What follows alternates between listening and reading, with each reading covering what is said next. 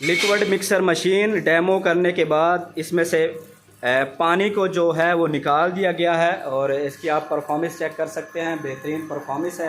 अंदर से स्पैरल घूम रहे हैं। शाफ्ट और स्पैरल स्टील में है।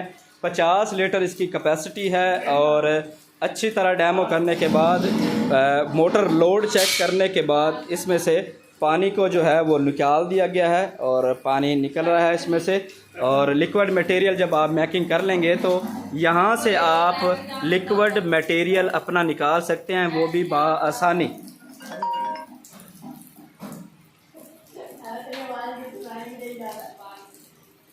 लिक्विड मिक्सर मशीन 50 लीटर इसकी कैपेसिटी है। गियर जापानी मोटर लगी हुई है। घरेलू बिजली पर आप इसको बआसानी चला सकते हैं 220 पर।